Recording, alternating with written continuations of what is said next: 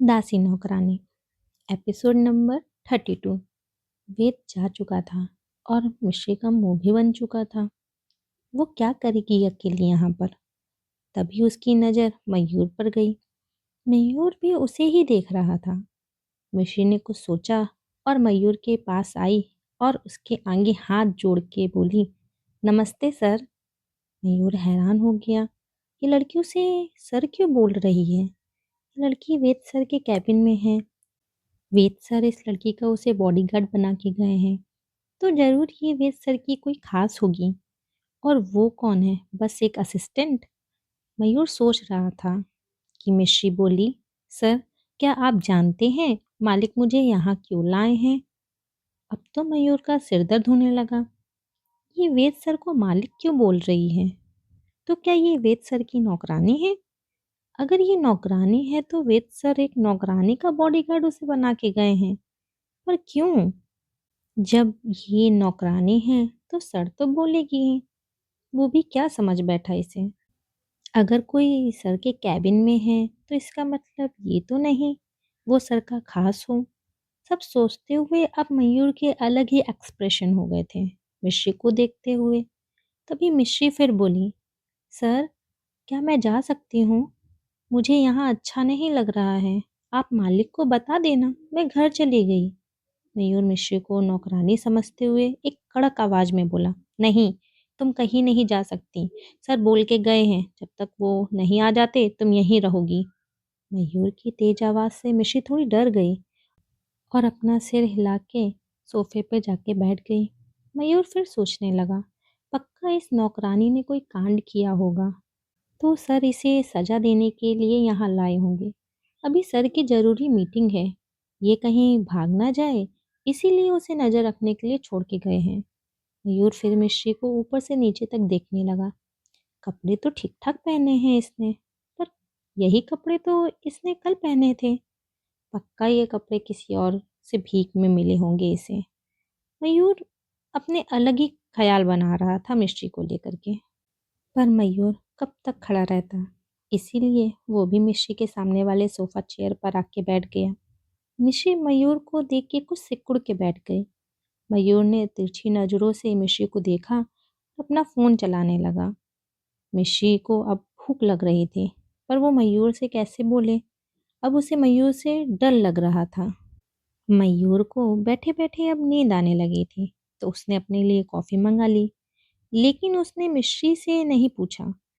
उसकी नज़रों में मिश्री एक नौकरानी थी और नौकर से चाय नाश्ता कौन पूछता है। मिश्री मयूर को कॉफ़ी पीते देख रही थी। उसका जी ललचा रहा था, पर हिम्मत नहीं थी मांगने की। जैसे तैसे मिश्री के 1.5 घंटे बीते। उसके लिए ये 1.5 घंटे 1.5 साल के बराबर थे। वेद भी अपनी मीटिंग खत्म करके आया तो मयूर को मिश्री के सामने वाले सोफे पर बैठा देख उसकी आंखें सिकुड़ गईं। डोर ओपन होने की आवाज़ से मयूर ने डोर की तरफ देखा तो वेद को देख के वो जल्दी से उठ के खड़ा हो गया। मिश्री भी वेद को देख के खड़ी हो गई थी। मिश्री की शक्ल कुछ ना खाने की वजह से अब मुरझाए फूल जैसी हो गई थी। वेद की नज़र फिर कॉफ़ी के कप पर गई। टेबल पर 3 कप रखे हुए थे और तीनों मयूर के साइड ही रखे थे। वेद खड़ा था कि मयूर वेद के पास आया और बोला, सर डील फाइनल हो गई। वेद ने मयूर के सवाल का कोई जवाब नहीं दिया और मिश्री को आवाज़ देते हुए बोला, मिश्री इधर आओ। मिश्री सिर नीचे करके वेद के पास आके खड़ी हो गई। तो वेद मिश्री से बोला, तुमने खाना खाया। मिश्री ने अपना सिर ना में हिला दिया। वेद फिर बोला, क्यों, सुबह भी तुमने नाश्ता नहीं किया था, कुछ खाया क्यों नहीं। मिश्री अब क्या ही बोलती, तो बस इतना ही बोली, मुझे भूख नहीं थी। लेकिन ये चोरी भी मिश्री की पकड़ी गई। खाने का नाम सुनते ही उसको और भूख का एहसास हुआ और उसके पेट से जोर जोर से आवाजें आने लगी जो बाहर तक साफ सुनाई दे रही थी। वेद ने अपनी आंखें छोटी कर ली और वो तुरंत समझ भी गया मिश्री झूठ बोल रही है। मिश्री को बहुत भूख लगी है। वेद ने फिर मयूर की तरफ देखा तो मयूर अब कुछ डरा हुआ खड़ा था। वेद सर इस नौकरानी से खाने के लिए पूछ रहे हैं, मतलब इस नौकरानी और सर का कोई रिश्ता है। वैसे भी छोटे लोग बड़े और पैसे वाले इंसान को फंसा ही लेते हैं। ऐसे ही इस नौकरानी ने फंसा लिया होगा सर को। अब मयूर अलग ही सोच रहा था मिश्री के बारे में। उसे लग रहा था मिश्री वेद की कोई मिस्टीरियस गर्लफ्रेंड है।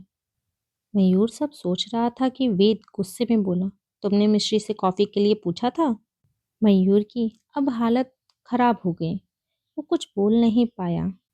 तो वेद थोड़ी तेज आवाज में बोला, बोलो, मिश्री से पूछा था कॉफी के लिए? मयूर ने डरते हुए अपना सिर ना में हिला दिया। वेद को गुस्सा आ गया और वो मयूर पर चिल्लाते हुए बोला, तो तुमको यहाँ बैठ के कॉफी पीने के पैसे देता हूँ, बोल के गया था ना मिश्री को किसी चीज की जरूरत हो तो उसे मंगा के दे देना। तुम उसके सामने बैठ के कॉफी पी रहे थे और उसको तुमने पूछा तक नहीं। मयूर की अब डर से रोंगटे खड़े हो गए थे।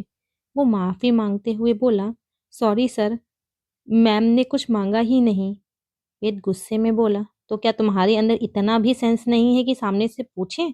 मयूर ने अपना सिर नीचे कर लिया। वेद फिर चिल्लाते हुए बोला, दफा हो और दोबारा अपनी ये शक्ल मुझे यहाँ पे दिखाना मत। वेद की बात सुन के मिश्री हैरान रह गई। ये मालिक किस ग्रह के प्राणी हैं जो बात बात पर लोगों को कभी घर से तो कभी नौकरी से निकाल देते हैं? ये क्या मालिक का तकिया कलाम है? मिश्री हैरानी से वेद को देख रही थी कि मयूर ने वेद के पैर पकड़ लिए और बोला, सर प्लीज पहले और आखिरी गलती समझ के माफ कर दीजिए। आप जानते हैं ये जॉब मेरे लिए कितनी जरूरी है। मयूर की हालत देख के मिश्री को रोना आ गया और उसकी आंखों से आंसू बहने लगे। वेद जो मयूर से कुछ बोलने जा रहा था, वो अब मयूर को छोड़ के मिश्री से बोला, क्या हुआ तुमको, तुम रो क्यों रही हो? मिश्री मयूर को एक नज़र देख के रोते हुए वेद से बोली, मालिक आप प्लीज़ इनको नौकरी से मत निकालिए। मैं पैसे ना होने का दर्द जानती हूँ। इनकी कोई गलती नहीं है। मैंने ही इनसे कुछ नहीं बोला। आप प्लीज़ इनको नौकरी से मत निकालिए। आपने इनको नौकरी से निकाल दिया तो इनके खाने के पीने के सब में दिक्कतें आएंगी और मैं एक दिन भूखी रह करके ये जान चुकी हूँ बिना पैसों के यहाँ पर फ्री में पानी भी नहीं मिलता है। बोलते हुए मिश्री फूट के रो पड़ी। उसे कल का दिन याद आ गया था जब वो भटक गई थी और उसे प्यास लगी थी लेकिन पैसे नहीं थे। भूख लगी थी पर पैसे नहीं थे। आज के समय में पैसों के बिना जीवन हर पल एक नई मृत्यु के बराबर है। मिश्री को ऐसे रोते देख वेद ने उसको अपने सीने से लगा लिया और उसे शांत कराते हुए बोला, नहीं निकाल रहा हूँ इसे जॉब से, तुम प्लीज़ ऐसे मत रो, शांत हो जाओ। वेद की बात सुन के मयूर खड़ा हो गया और बोला, thank you so much sir, दोबारा से ऐसा कभी नहीं होगा। वेद चिढ़ के बोला, अभी यहाँ से जाओ। मयूर तुरंत बाहर जाने लगा। मयूर ने एक बार पलट के मिश्री को देखा जो अभी भी सुबक रही थी, तो उसके मन में मिश्री के लिए घृणा भर गई। कितनी नौटंकीबाज है ये लड़की। पक्का उसने ये सब जानबूझ के किया होगा ताकि सर के सामने अच्छी बनने का नाटक कर सके। ये लड़कियां ऐसे ही तो आंसू बहाती हैं और सामने वाले को फंसा लेती हैं। इतनी छोटी लग रही है, शर्म तक नहीं आती अपनी से बड़ी उम्र के आदमी के साथ इश्क लड़ाते। इन गरीब लड़कियों का कोई ईमान थोड़ी होता है, चार पैसों के लिए किसी के साथ भी रिलेशन में आ जाती हैं। प्योर अपने अभिमान में कि एक नौकरानी के लिए वेद ने उसे नीचा दिखाया, वो मिश्री के लिए एक गलत धारणा बना के कैबिन से बाहर चला गया। क्या होगा इस घृणा का अंजाम? क्या अब मिश्री को गुजरना पड़ेगा नई मुसीबतों से? जानने के लिए बने रहिए इस कहानी के साथ।